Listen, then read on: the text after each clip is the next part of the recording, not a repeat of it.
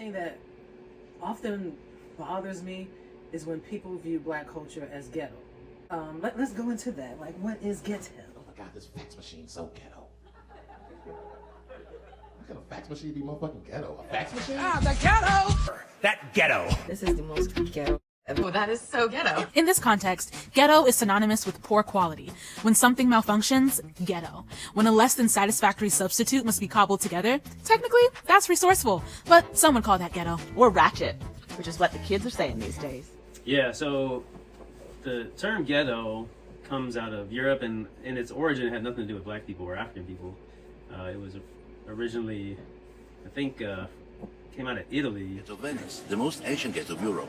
The name ghetto comes after the wrong pronunciation of the real name of the area, which was used to be the ghetto, the metal foundry area. In the early Middle Ages, in fact, this area was used as a metal foundry, used to cast the cannons for Venetian ships. The original foundry area was in the other square, then the foundry was moved here to be moved definitely in 1390 in the arsenal. When the Jews arrived here, they were German-speaking Jews, so they transformed ghetto into hard G ghetto. If this area, instead of having a metal foundry, had a bakery, a pistole in Venetian language, now we should have pistoles around the world, no ghettos.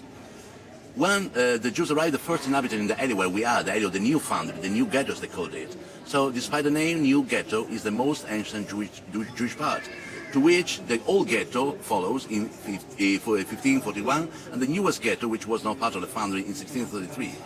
The self-conduct for the Jews and the beginning of the ghetto was on the 29th of March 1516, and the ghetto ended officially with the arrival of Napoleon and the very end of the Republic of Venice in 1797, not to open again. This ghetto, in fact, was not used during World War II, and it's the only Jewish area of Europe where it was used as a ghetto during the war. And I don't think, and again, I'm not an expert on that era of European history, but I don't think it had specifically negative connotations the way it kind of does today.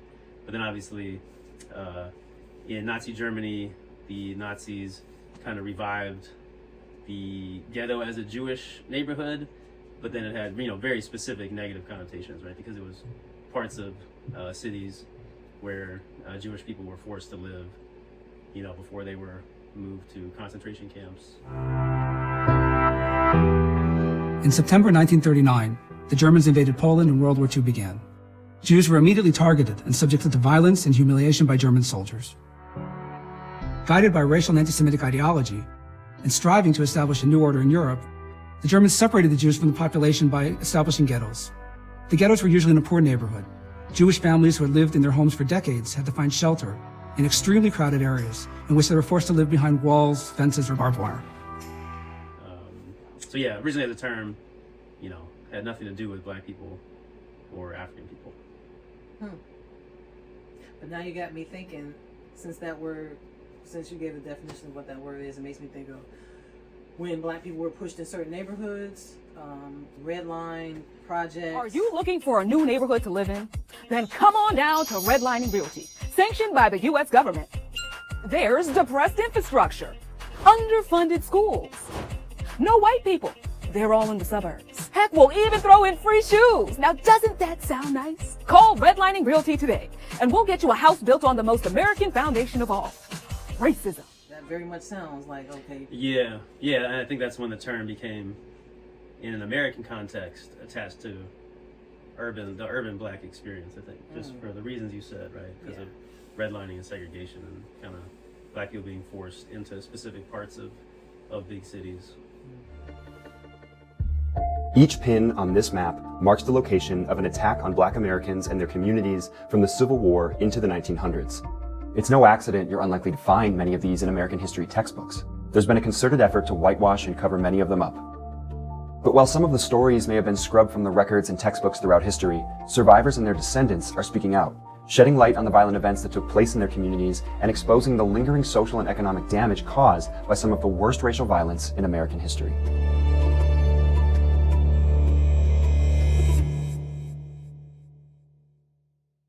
So this is why a lot of black people decide to just, when they did have choice, a lot of them just wanted to stay where they felt welcomed, where their community was and things of that nature. So It's fucking late, man. Yeah, you know you're drunk. Hold on, slapping some rap music?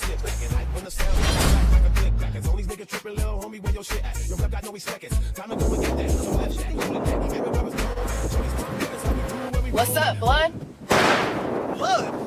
heard me, bruh. Now get your ass in the car before these suckers catch me slipping. Today, ghetto it's kind of been shifted to be like a term of endearment in certain pockets, such as ghetto fabulous. Fashion and even attitude emerged a different term, ghetto fabulous. Ooh, let's play a game.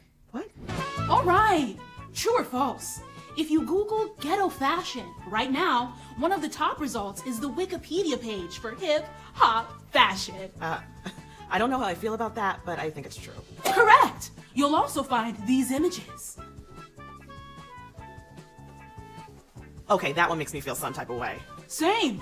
Next question. True or false? During Milan Fashion Week 2016, German designer Philip Plain named his show Alice in Ghetto Land, sending gold chains, bright prints, and sneakers down the runway. Now that has to be false. Ghetto land? That's not even clever. Ooh, so sorry. It's true. Paris Hilton walked the runway, Fat Joe and Fergie performed, and set decoration included a lawn gnome with the word pimp written on its chest. Like he's a gnome that takes money from prostitutes? It would seem that way. Note that culture doesn't exist in a vacuum. Context matters. Yes, different types of people around the world cover their hair, but here in the US, a head wrap has a specific historical connotation, and you can't just choose to ignore that. I mean, in general, how something's perceived depends on who's rocking it. If you value thinness, leggings are the obvious clothing option for healthy, active bodies, but a marker for laziness for others. And take the concept of thrifting. It went from something to be embarrassed about to a sustainable, eco-friendly lifestyle choice. I mean, we want people to know our clothes are secondhand. And did you see that Champion hoodies are going for like hundreds of bucks? The Walmart brand? And now all your favorite Instagram baddies rock it like, Champion. See? Walmart. Anything's possible. Let's be for real. That means like, oh man, it is blackity black. It comes to like how people have used ghetto to disrespect and to put down black people. It's just automatically forgetting like, well, what caused some people to be in certain circumstances and positions. So when I think of working in schools, when I see children of African descent from America, how their vernacular is different, what you say it is? AAVE, African American Vernacular. And that's on period. It's for me, not me acting right now. In the last decade or so, AAVE has been weaved and intertwined with internet culture, which has erased the unique history and representation of the original speakers, Black Americans. Trust me, this dialect is far more than just viral videos and sassy tweets. Black American English, African American Vernacular English, internet slang. I'm Sierra, and today I'll break down everything about African American Vernacular English, whether it was with classmates or family members. Speaking AAVE was a tool that amplified and influenced my social interactions. It was our way of speaking. It was a part of who we are, who I am. So, what exactly is AAVE? In the most simple terms, it's the way that many Black Americans communicate with one another that has evolved and continues to evolve over the last few centuries. Please note that AAVE differs between states and regions. Make a linguistic connection back to the many enslaved Black Americans brought over to North America over 400 years ago. The ongoing argument is whether AAVE is simply a variant adapted from the Germanic American English overheard on plantations, or if it's an entirely separate Creole that evolved from contact between English and several West African languages. The Creole theory still holds up because AAVE shares many pronunciation and structural similarities with other African-based Creoles around the globe. At the same time, AAVE is a lot closer structurally and pronunciation-wise to standard American English compared to Gullah or Louisiana Creole. Much of AAVE's grammar and phonology are heavily comparable to rural dialects across the American South. So the debate around AAVE's origins continues. At least that's one term, and there's other ways to describe it. Black English, Black dialect, Ebonics. That was what, back in the 90s. Alright, bro, I'm gonna be there in a minute. Stop acting stupid with your goofy ass, bro. Don't pay attention to them. They be acting stupid for no reason. It's a very fine line between genuinely calling out a creator that's using AAVE or the Black Scent for like putting it on for comedic purposes versus like quoting something. You know what I mean? Like the Nicki Minaj thing of big boobs. Child, anyways, like that's a meme, obviously. I have opinions. So when someone's quoting that or when someone says like period, cis, whatever, snatch, all that, it's very much like internet culture. Like stan Twitter. Like stan culture has its own language. Bruh. Not y'all trying to erase Black people from the Black culture you're diluting all over TikTok.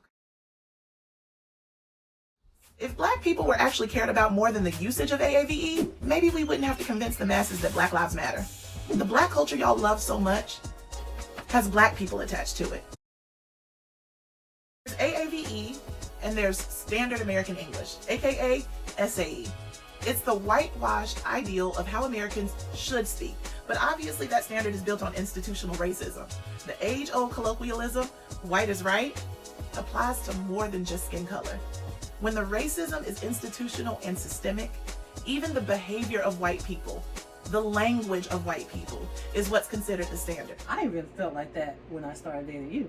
Like my dialect, like, oh, I don't know, did I say that word right? Or, you know, all of that because of the community I came from was very much like, I mean, we wasn't deep in, like, we didn't experience poverty on the level that I know a lot of other black people did, but we're right there with them, and that's our community, and the way we talk, we understand each other. But going outside of the community, that was kind of hard, right? That's kind of hard to, or I have to enunciate, or what's that word, or they're correct, you know, that's so much in that, which is why a lot of black people that live in certain communities don't want to venture out, because they don't want to be put in that position of feeling like they're low, more than the person that they're interacting with, or ghetto in a way that's actually is not like a term of endearment, but like low class.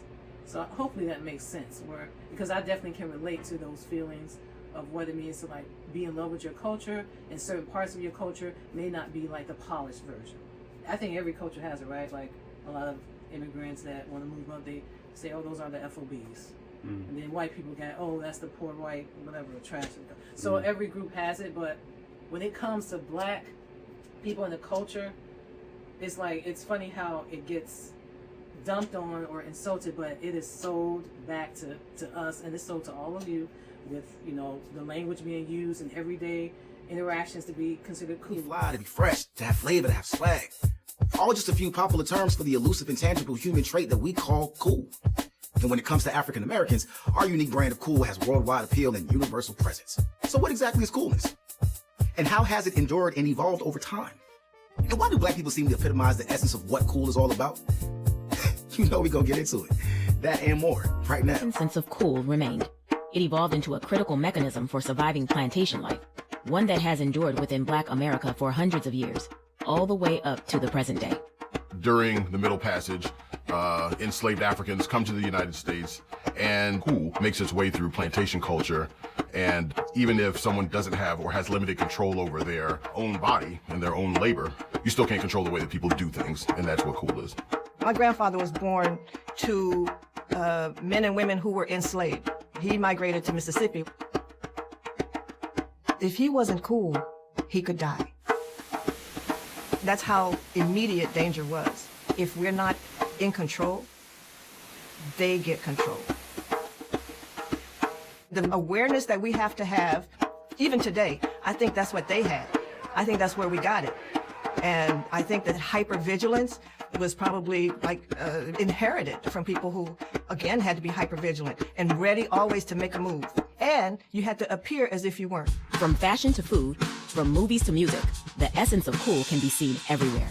Yet at the same time, it cannot be found on a shelf in your local convenience store. You just can't buy a can of cool. Or can you? As it turns out, the element of cool is so elusive that in the early 80s, for example, corporate pop culture marketers employed what they called cool finders. People whose job it was to keep the company relevant by hitting the streets, soaking in the latest trends, and bringing their findings back to headquarters, where they would be incorporated into the company's strategy for branding and marketing. You have a capitalist engine that needs to be fueled, and the best thing to sell is cool, is the concept of cool. White culture gets their concept of cool usually commercially. So it's something that's usually done by copying what is done by black culture and looking at it as, oh, this is something I can put on, something I can wear, something I can buy, something I can listen to, as opposed to something that I live. Black cool is something we live. Mainstream cool is something you buy. Swag. It is an effortless approach to life that we have that is so innovative and so captivating. We don't have to go out and watch that on television. We don't have to buy it. We don't have to borrow it. We don't need anyone to tell us how to do it. We're born with it. On so many occasions, mainstream media personalities have wondered out loud how this or that black person was able to keep their cool under so much pressure. Be it President Obama brushing off his attackers, or this athlete, or that public figure. Considerable attention has been given to the black person's ability to stay cool under circumstances that would have caused others to lose their cool. Little do they know, the special brand of cool demonstrated by these African Americans comes from countless generations of refinement. It is their expression of a culturally necessary personality trait that was birthed in Africa and perfected over centuries by people of African descent in America and around the world. It goes through every aspect of our existence, not just entertainment and fashion, but also in the political realm and social realm as well. I look to my people for the context clues. I'm not necessarily looking to any other races to tell me how I should define my swag and my black identity.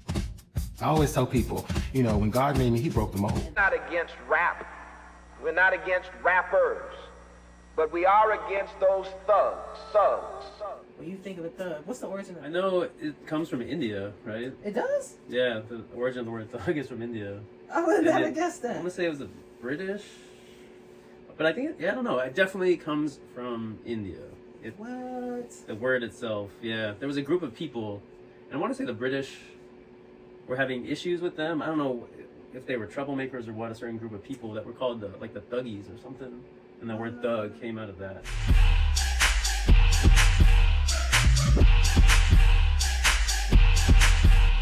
Sometimes I got game, sometimes I'm mad shot, sometimes I'm mad. The title, Eat, Pray, Thug, it was just about the etymology of the word thug is something that comes from India. Like Hindu thuggies was this group of people that would rob British people with knives and bandanas on some Peaky Blinders type tip. And Eat, Pray, Thug is kind of a play on my own contradictions and how when I had a tough time, I thought I would go to India and figure things out. And so things aren't as, identity is much more complicated than you would think it is. Wow, that's good to know. I'm glad I just asked you that. I never thought that. I was thinking like the Al Capone days and all those like gangsters back in the day. I thought that's where the word derived from. Oh, yeah. I mean, before its modern usage, it probably was used for that, but it originated, I think, out of the British and India. So it had to do with like an unruly person. It's kind of like that thought anthem. You put it on, you have to stop whatever you're doing and immediately start twerking. I remember there was this one party when I was in college. This song came on, I was like, oh, I'm ready. Like, crack the knuckles, stretch the head. I know this song.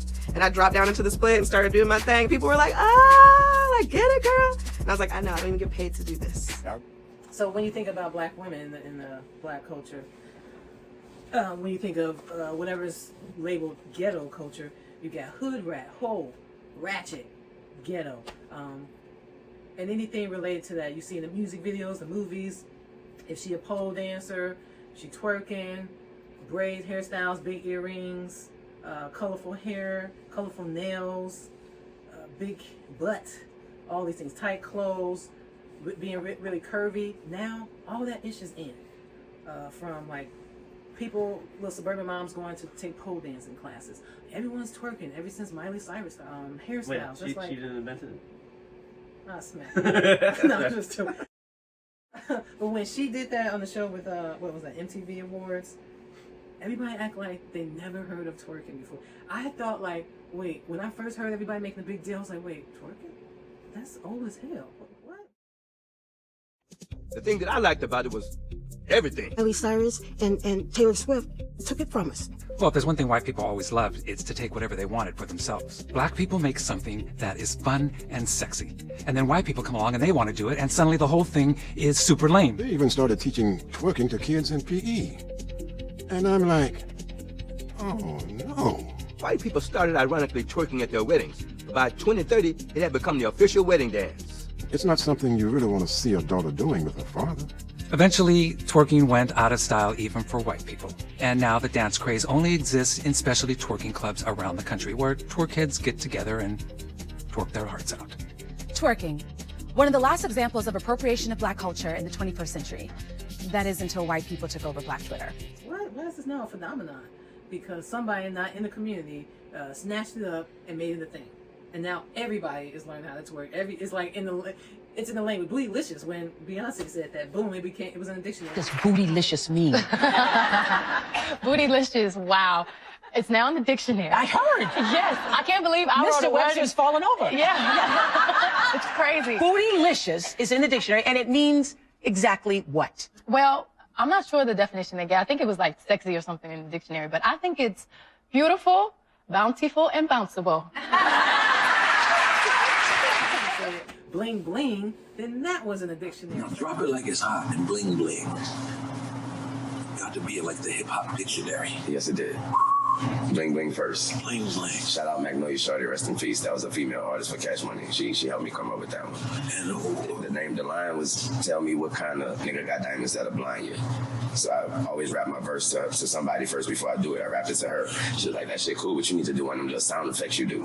You know, like Missy.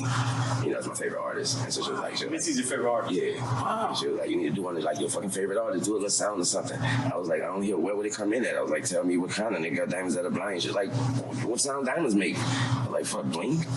She was like, tell me what kind of nigga got diamonds that'll bling blind you. And so I did that, and that's when after I did that, after I did that, Manny Fresh was like, that's a hook. You know, it started off just that line in the song. Right. Manny Fresh was like, that's a hook. We need that. He made me run it on the feet like I need a faster beat. Wow. And he came back and it was bling bling. Every time I come around, it's like bling bling. It's just Did you think? I didn't think they was gonna know what the hell we talking about. You know what I mean? I was in Hawaii the other day. They just said bling bling. I was like, what the fuck these niggas doing? No way. Right now, what the fuck these niggas rocking? You know, but that shit is humongous. Yes. That's regular vocabulary. In all of America and the world. Like you said, I watch sports, and when they say it as a regular word, you know, like he got his bling on and his bling on. No stopping, no laughing at what you just said. No, back then, you know, that's like Stuart Scott saying booyah. You know, you're gonna react to it. They saying bling like that's a regular. So his bling to the left was on the top. I'm like, wow, that's a real word. Now. It's this whole thing about how black culture is thought to be disgusting or like ill or just those people. All of a sudden, everybody's into it. It's everywhere. It makes your party hype. It makes you look cool. It's really interesting. Yeah, I think in U.S. history, going all the way back to enslavement, there's like a fine line among white people between like disgust of black people and like admiration, or in a desire to be connected or involved or with black people in some way, right? And that reminds me of that. Black people and anti-black racism is a mixture of disgust and desire at the same time, right? Going back to enslavement. Yeah. Which I think, definitely still happens. You know, the one song from Sir Mix-a-Lot, sum it up, like there's this gawking and looking and judging, and then all of a sudden, now 20 years later, I don't know how old that song, maybe 20, 30, now it's like the thing. Now everyone wants to bend over and shake their butts. Now everyone wants to like have a curvy. Everyone's getting surgery to look, I would argue, like the women that used to be considered disgusting. It's just weird how we continue to like use and abuse black culture, but rarely show it appreciation and really put it on the map to be, just consider like this is a form that came out of so much suffering. Look at what they have done. That still, I don't think, have been given enough appreciation yet. Thank you for watching. Please subscribe and leave a like.